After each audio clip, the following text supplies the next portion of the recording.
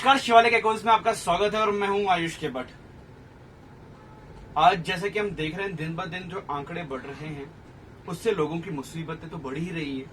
साथ ही साथ हमारे जम्मू कश्मीर में जहाँ की अगर बात की जाए तो प्राइवेट बहुत सारे ऐसे फर्में हैं, बहुत सारी ऐसी एसोसिएशन हैं और बहुत सारे ऐसे लोग हैं जो अपना काम डेली कुछ ना कुछ गुजारे से चलाते हैं। मगर आज बात की जाती है अगर हिंदुस्तान की, पूरे हिंदुस्तान में कुछ ऐसे भी समुदाय हैं, कुछ ऐसे भी एंटरप्रेन्योर्स हैं जिनकी जो मुश्किलें हैं वो बढ़ती ही जा रही है।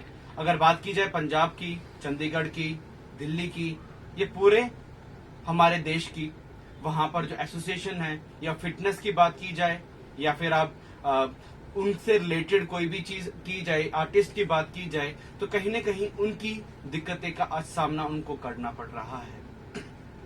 इसी दौरान आज जम्मू कश्मीर की अगर मैं बात करता हूं, हमारे जम्मू कश्मीर में भी आज बहुत ज्यादा दिक्कतें का सामना जो है फेस करने पड़ रहे हैं। ये दिक्कतें है क्या?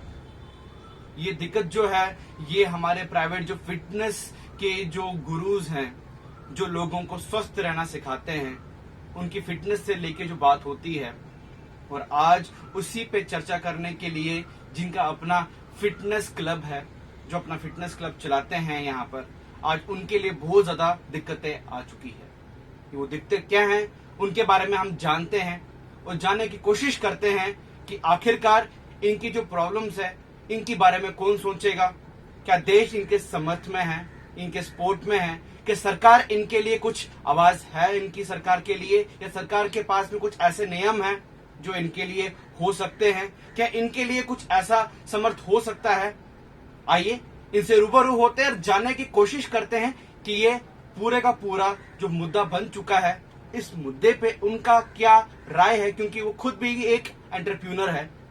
तो वेलकम करते हैं हमारे जम्मू कश्मीर का समीर सिंह, जो एक सोशल एक्टिविस्ट भी हैं और उनका अपना फिटनेस डन भी है अपना। सबसे पहले आपका स्वागत है हमारे चैनल पे। नमस्कार आयुष जी, आपका बहुत बहुत धन्यवाद कि आपने ये यहाँ इनिशिएटिव लेके आए और इस महामारी पे थोड़ा मेरे को दिक्कत हो रही थी, तो इस महामारी में आप हिम्मत करते हैं। आप जैसे रिपोर्टर जो हमारे जैसा ये जो महामारी जो 3 महीने से ज्यादा हो गए हैं, तो पूरे ही चाहे जम्मू कश्मीर की बात करें चाहे पूरे हिंदुस्तान की, ये ऐसी बीमारी पूरे विश्व, ये ग्लोबल डिजीज हो गई है।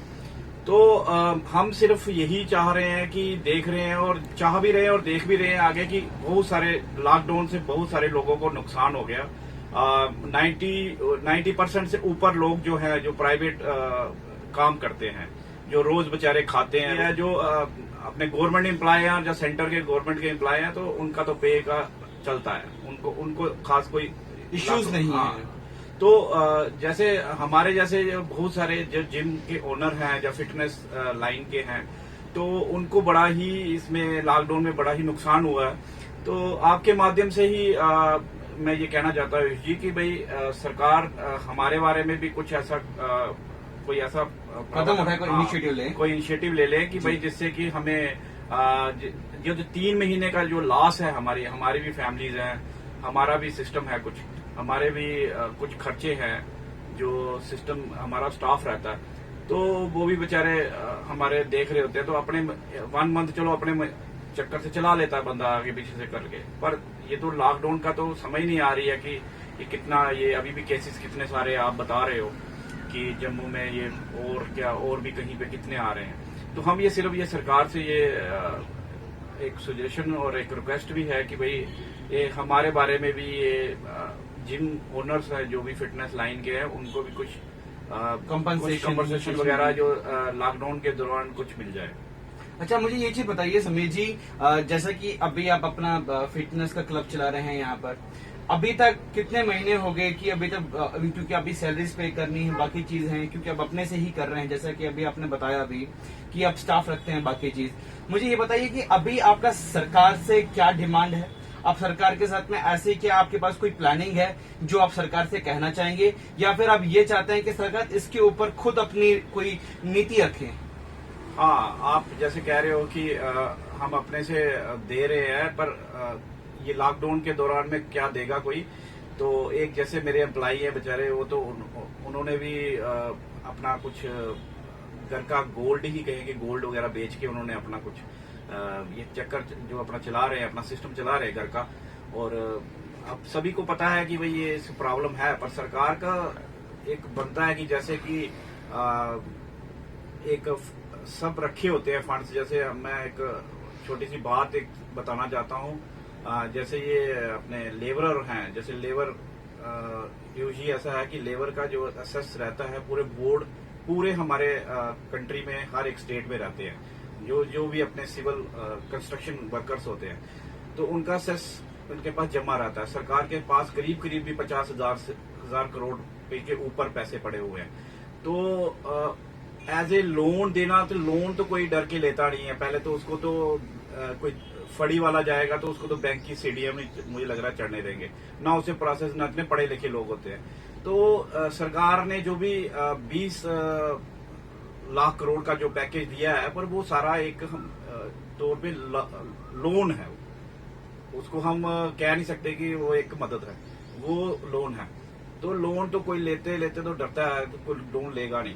तो ये एक सजेशन है कि अगर वो डायरेक्ट जैसे असेस पड़ा है सरकार के पास, मैं जैसे एग्जांपल दी आपको कि माइग्रेंट लेबर जो लेबरर हैं, जो कंस्ट्रक्शन लेबर हैं, तो उनका असेस पड़ा हुआ है, तो उनको डायरेक्ट उनमें ट्रांसफर, जैसे इन्होंने जनधन के खाते खोले हुए हैं, तो उसमें डायरेक्ट वो अगर डाल दें, तो ये मेरा सजेशन है। जैसे कि स्कूल वालों को वन टाइम असेसमेंट दी थी, वैसे कुछ हम मांग रहे हैं। हाँ, वन टाइम अब क्या करें जी की अभी पता नहीं है कि लॉकडाउन कितना आगे चलेगा। अगर लॉकडाउन खुल भी जाता है तो हम उसे समझ नहीं सकते कि भाई ये लॉकडाउन खुला, क्योंकि कोरोना की डिजीज ऐसी फैली है, ये फैलती जा रही है।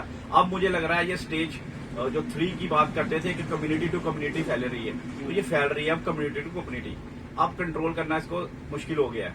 तो ये कितना लंबा खींचेगा, तो ये कंपनसेशन मुझे लग रहा है कि ये एक बार देने से नहीं होगा। जैसे फॉर एग्जाम्पल कि आपने 5,000 रुपया एक लेबरर के अकाउंट में डाला, तो ऐसे ही अब कॉमन पीपल है, जैसे हमारे जैसे जिम ओनर्स है, तो उनका भी एक ऐसा ही एक सिस्टम किया जाए कि डायरेक्ट उनके अकाउंट्स में डाले जाए। तो हाँ, जैसे मैं कह रहा था कि माइग्रेंट लेबर जो लेबर हैं, इनका असेस गवर्नमेंट के पास पड़ा रहता है, तो ये कंटिन्यू कर सकते हैं उनके अकाउंट्स में डाल के पैसे हर एक में। जैसे किसी नेता ने कहा था, मैं उसका नाम नहीं लूंगा, टीवी पे भी आया था कि भाई उसका डायरेक्ट उसमें पैसे डाले जाएं, 10,000 5,000 जितना भी। तो ये जो महामारी है जो ग्लोबल चल पड़ी है, तो ये इसका कोई अंदाजा नहीं लगा सकता ये कब खत्म होगी। ठीक है, तो मैं इसी तरह मैं ये चीज कह रहा हूँ कि जिम ओनर्स वगैरह हैं, तो ये तो हर एक भारतीय जो यहाँ टैक्स पेयर, आप अलग से नहीं, ये एक सोच है जो आपने निकालनी है कि हम अलग से एक टैक्स भरेंगे तो टैक्स जाएगा गवर्नमेंट को। हम सुई से लेके जहाज तक जो भी लेते हैं उसका हम पे करते हैं जीएसटी, जो भी लग के आता है। तो टैक्स पेयर हर एक, जितने भी हमारी जनसंख्या है जो यूज करती है, जो खाती है पीती है सुबह से शाम तक, तो वो टैक्स पेयर है, टैक्स जाता है। तो टैक्स आज जो इतनी महामारी पे इतनी जो डिजीज फैली है, तो गवर्नमेंट आज वापस देने की बारी आ रही है, तो वो लोन के तौर पे दे रही है सीधा डायरेक्ट। जैसे वो असेस उनका पड़ा हुआ है अपना लेबर का, वैसे ही जिसको प्रॉब्लम आ रही है मिडिल क्लास वालों को, जैसे हमें आ रही है जिम ओनर्स को, तो इनके डायरेक्ट हम अकाउंट्स देने, नंबर देने को तैयार हैं। जो भी तो एडमिनिस्ट्रेशन हमारे पास आए, हमारा हाल चाल पूछे क्या हाल हो रहा है। तो ऐसे मैं एक छोटी सी बात करना चाहता हूँ, आगे जाके ये लोगों की परेशानी बढ़ने वाली है। आपने महाराष्ट्र की बात सुनी होगी, कितना सारा जो किसान थे उन्होंने खुदकशियां कर ली, सुसाइड्स कर ली। वो क्योंकि उन्होंने लोन के वो दे नहीं पाए।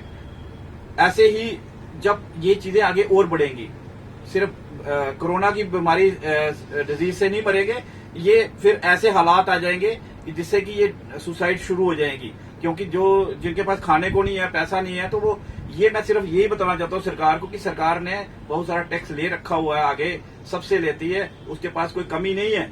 वो हर एक जिसको जरूरत तो सबको है इस वक्त। जितने भी 95% मैंने बोले हैं कि 95% जो है वो सारे प्राइवेट और वो हैंड टू माउथ रहते हैं, तो उनको 5 से 10,000 के बीच में जब तक चाहे वो 6 महीने रहे कोरोना, चाहे वो साल रहे, तो दे कोई फर्क नहीं पड़ने वाला।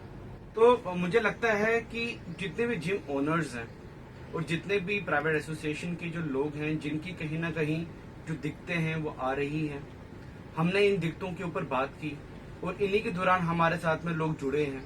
शिवालिक एक्कोस हमेशा यही बताता है कि कभी भी आपकी कोई प्रॉब्लम होती है, कोई ग्रीवेंसेस होती हैं, आप हमसे बता सकते हैं और हम सरकार से आपकी बातों को रखेंगे और सरकार की बातें आप तक पहुंचाएंगे। यही मेन हमारा मिशन है और हमारा यही कर्तव्य है कि आपकी जो बात है सीधे सरकार तक पहुंचाए और सरकार की बात भी आप तक पहुंचाए। तब तक के लिए इस बड़े खबरों में और ऐसी मुद्दों के साथ में जुड़े रहें। तब तक के लिए हमारी टीम को दीजिए इजाजत। मैं आयुष के भट्ट, कैमरामैन विवेक के साथ में।